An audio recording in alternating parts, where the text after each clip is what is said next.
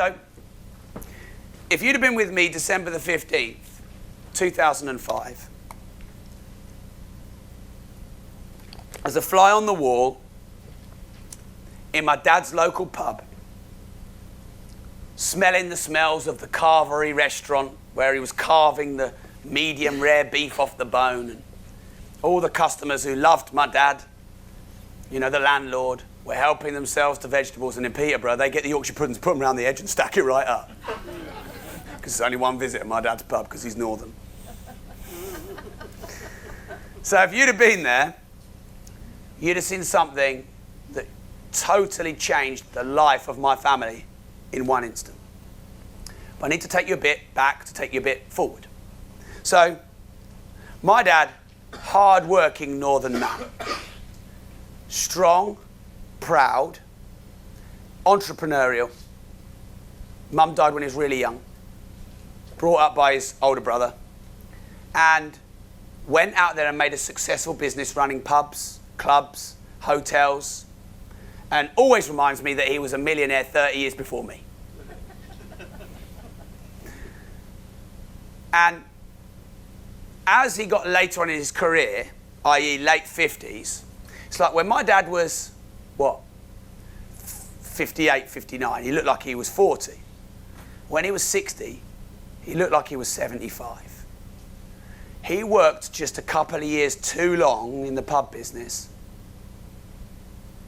Now, I don't know if any of you go to local pubs anymore. Everyone used to. It doesn't seem like everyone does anymore. Coffee shops, bars, you know, blah, blah, blah. No one really seems to go to local pubs. It's kind of ironic, isn't it? That people like us are HMOing them now.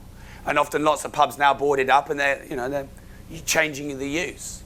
And that exactly same thing happened to my dad's pub, the Royal Arms. It's just been sold. And it's going to be developed over. Now, my dad, proud northern man, ran that pub for 8, 9 years.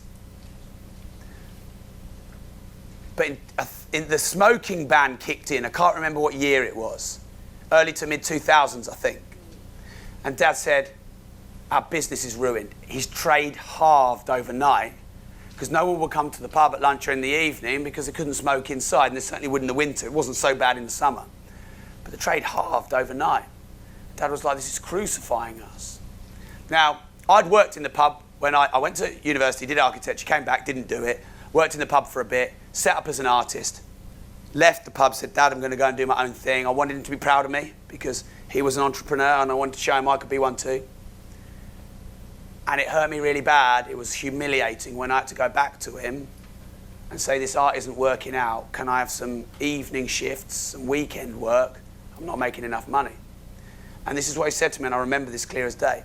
He said, son, you've always got work here, but this is the wrong business to get in. This is a dying business. You're young, you can go and do something else.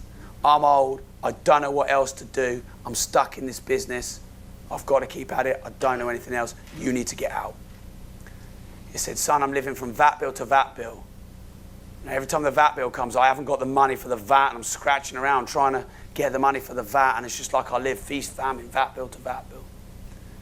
And over the sort of last couple of years of Dad owning the pub, we saw him deteriorate, health, but also emotionally. Now, the pub's a local pub. My sister does the restaurant. I do the bar on the Saturday nights and Sunday nights. My mum's cooking in the kitchen, and my dad's out in the carvery. Proper family business.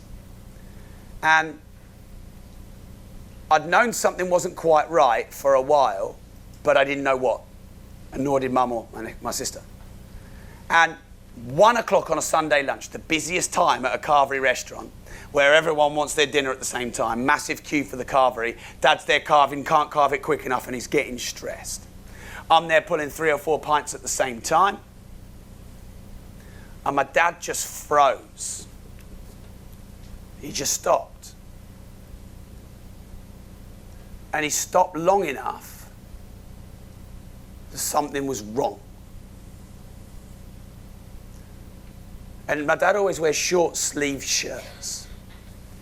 And he had the carving knife in his hand, and I could see his forearm. He was quite tense. I was looking over from the other side of the bar. And then he just started shouting. And then his shouting turned to swearing, and he started swearing at the customers. And they're like, they're at the carvery waiting for their meat, holding their plates. Everyone's like, and then after he was swearing, what came out of his mouth, you couldn't understand. It was gibberish. And everyone just was silent. I have no idea what to do, and I've never seen it before. I just went and I just grabbed him. Now, my dad's like 16 and a half stone, and the 16 and a half stones from there to there. I grabbed him like this, and I managed to drag him through the recovery, through the bar, and out the front door. And I had him out the front door. And outside our pub, you've got the front door and two massive bay windows either side. And I literally had him almost like a rugby tackle. And I was out of breath, and he was there. And he was spitting at me. And he was trying to speak, but he just couldn't get it out. And so he's just like squealing and shouting. My sister ran out, what's going on, bawling her eyes out. My mum's out the front, what's going on? And a lot of the customers had moved forward and congregated and were looking through the bay windows, watching this happen outside the front garden. December the 15th, freezing cold. I don't know how long, but for me it felt like 2 minutes. And a police car turned up to my right. And I had my dad like this, and I could see one side of the police car. And then the other policeman came round. And the near side policeman, he looked about 19 years old. And they walked up to my dad. They never said a word. The young one got the baton out of his belt, and he fucking smashed my dad around the back of the knees till they busted him to the floor. They bundled him. They bundled me off. They tied him up in these ties. I've never seen them before, but you pull them tight. They look like elastic, but they actually lock shut. So they had him like we'd wheel a fruit machine in the pub. They had him. And they stuck him in the back of the van. And that was the last I saw of him for about 3 months. And my sister just shouted and screamed through it. And I just watched it happen. Just let it happen.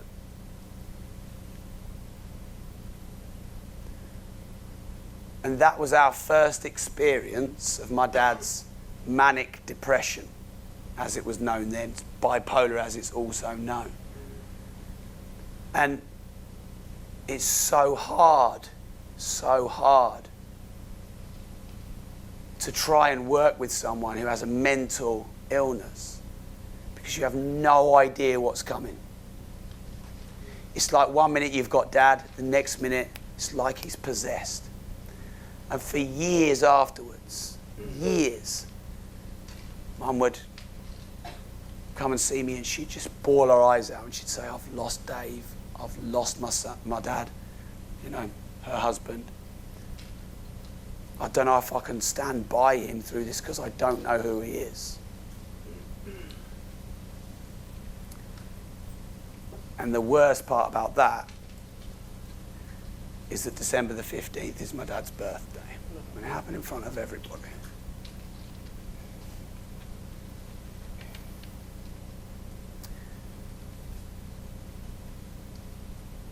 And the reason I'm telling you this is because so many of you have been asking me. You've been asking me through the night. You've been asking me through the day. What was the thing that made the difference, that made you change? What was, all the mindset stuff we did through the night? It was December the 15th, 2005. Because I'm ashamed of this, but at least 10 years leading to that point, Dad had given me every opportunity I'd ever needed. Put me through university, put me through school, funded me wanting to be a professional golfer, funded me wanting to be a professional cricketer, and me changing my mind every 5 minutes and funding everything. And what did I give him back? I just wasted all the money. I pissed it up the wall at university, and he must put himself in so much debt to just try and give me a good living. Now, I know I didn't mean to throw it in his face, but I threw it in his face. And so on that day, I didn't even know how, but I just decided that everything had to be different and it could never be like that ever again.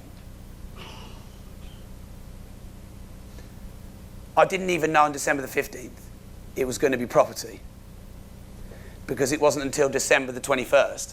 But you can see how motivated I was that I went to that property event and I met Mark. But it like kicked off this chain of events. Bang, bang, bang, bang, bang, bang, bang, bang, bang. 2 years later, my dad lives in one of my houses, rent-free, doesn't pay a penny. My mum and my dad are financially free. They didn't get a retirement fund. They didn't make any money selling their pub. It is funded by my property portfolio. The hundreds of properties that Mark and I have built will see my parents until they're 285. That's it. They could have 3 lifetimes and they'll never need anything ever again. Now, I had every opportunity to do that for them for 26 years, but I never woke up. And on that day, I woke up. And it was the worst day of my life. I'm quite fortunate in that I haven't had too many people close to me die. That was the worst day of my life. Now, fast forward a couple of years after those couple of years, when Dad and Mum are all sorted and they're retired thanks to what our property portfolio has done. Because it's not me, it's the systems of property investing. The stuff I've been teaching you, the stuff I'll teach you on the masterclass. That's what did it. Because that's how I made my money, despite me. And for years, from about 2009-10, I've been saying to my dad, Dad, why don't you let me buy you a new Jag? Because he was driving around in this N-Reg banger Jag, bits falling off it. But it was like some kind of status symbol, or rather anti-status symbol. You and your Ferrari, well, me and my 28-year-old Jag. Look at Dad. So I said, well, he didn't want a new Jag. So I said, well, why don't you let me buy you a new old one? Wouldn't have it. So for his 70th birthday, I couldn't resist, and I bought him a brand new Merc. And that was paid for by my property portfolio, of course, and everything I've taught you that I learned. And we did a little surprise for him. I put this massive bow on it, and that's the first time as an adult male. No, the second time as an adult male, my dad has cuddled me. I just bawled it. Sorry. And then we got him in the car and we took him down to Connington, and I took him up in the helicopter on his 70th birthday. And I didn't even really know. I knew he was an aircraft engineer, but I didn't actually know he wanted to be a pilot. He never really talked to me about it. And he was like this little kid. He says, "Man, well, blah, blah, blah." And I tipped my mum off, 26 I Road there.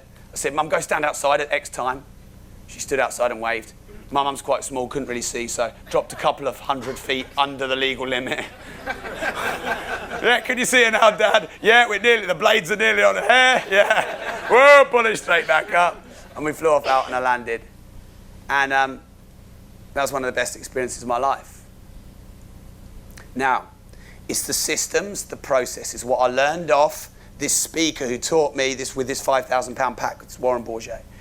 It's the mentors, the millionaires, the billionaires, the systems I've borrowed off them, everything that I've learned from them, every book I've read, every course I've been on. That is what's made my family financially free.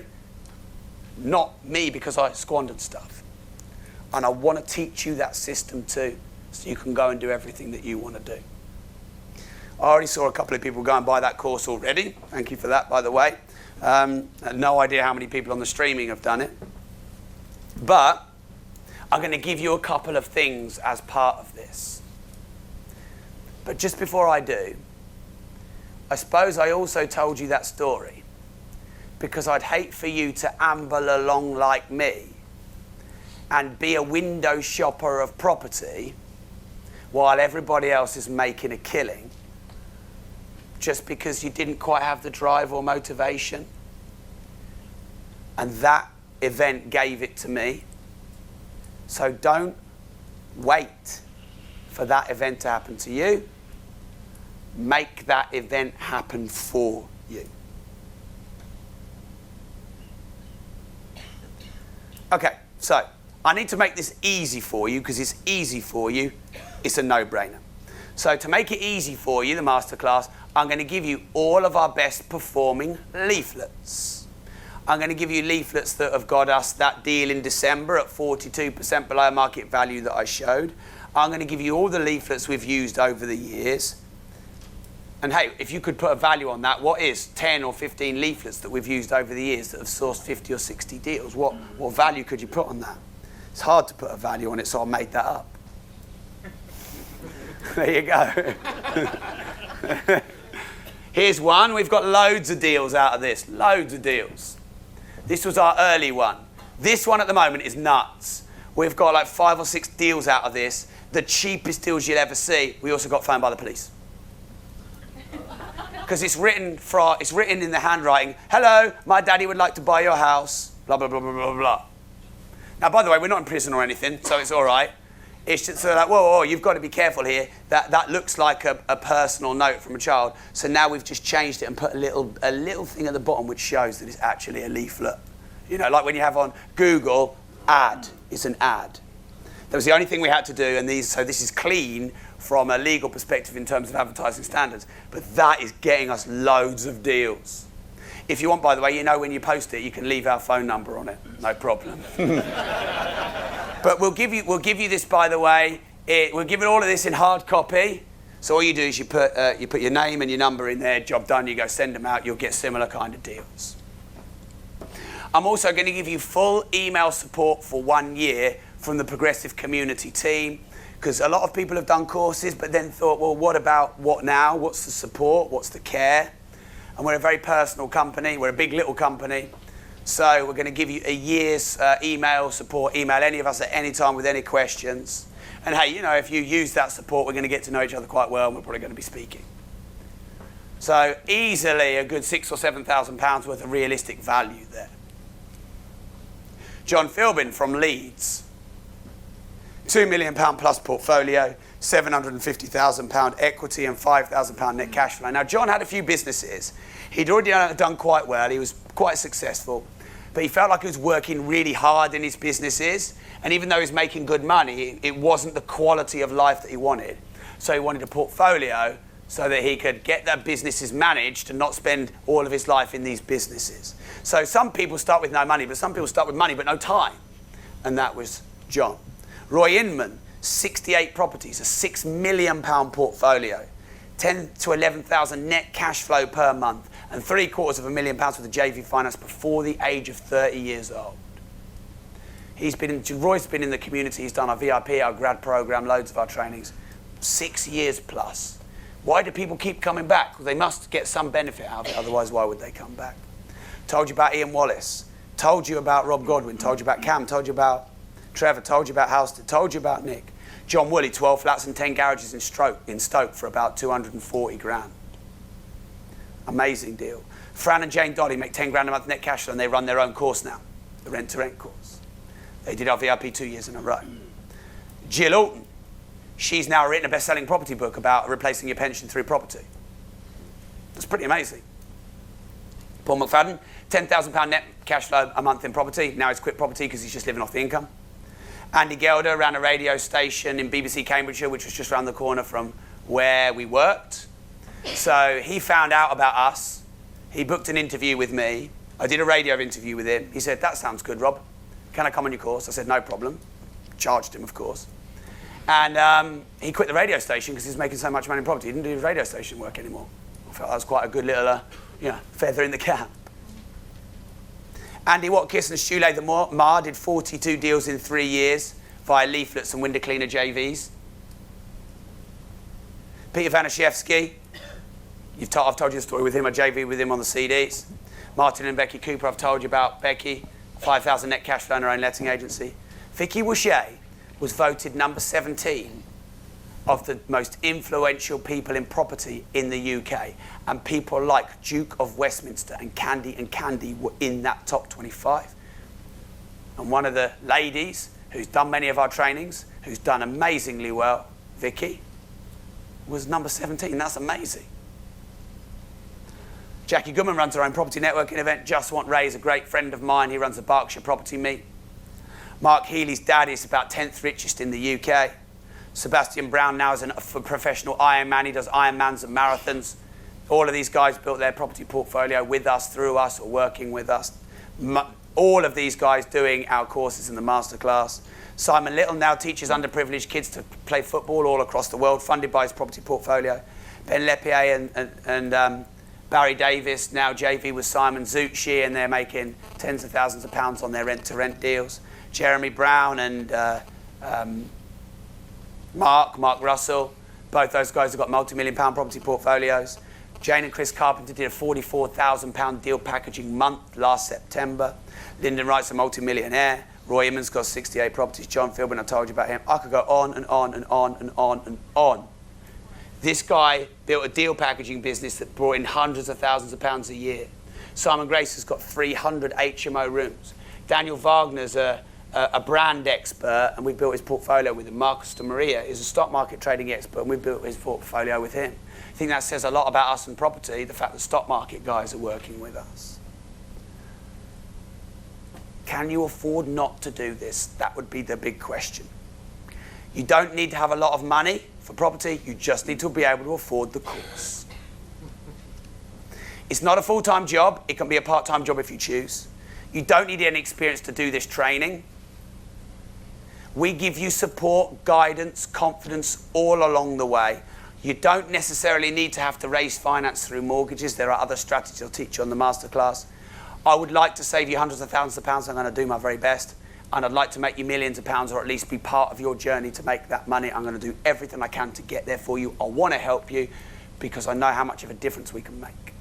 And hey, the more I help you, hopefully, the more you'll work with me. In addition, I'm going to give you a double money-back guarantee. This is pretty ballsy. Mark Homer thought I was on crack when I proposed this. So I said, live at an event, I hadn't asked Mark this, by the way, I said, if you don't get double your money or 2 deals from the masterclass, I'll give you double Mark's money back. No questions asked. I'll give you, so genuinely, what you pay today, if you can't get 2 deals or double your money, I'll pay you double what you paid today. I think that's as fair as I can make it, because I know it works. Okay, so maybe the only crazy thing to do would be not to do it. 1997, £3,000 less than Warren Bourget's folder and DVD sets. I've already seen some people sign up. I'm guessing out of 200 people on the streaming, many of those may have signed up, so we may be at a lot less than 21 places left. We'll do it on a first come, first serve. Go see those guys. If there's 2 of you, second person 50% off. If you need a payment structure, we can do a bespoke deal with you if the money's difficult, though it'll be cheapest if you pay it all in full. Go see those guys. And how long is the break? 5 minutes.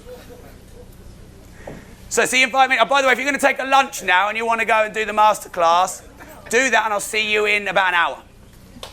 Thank you very much.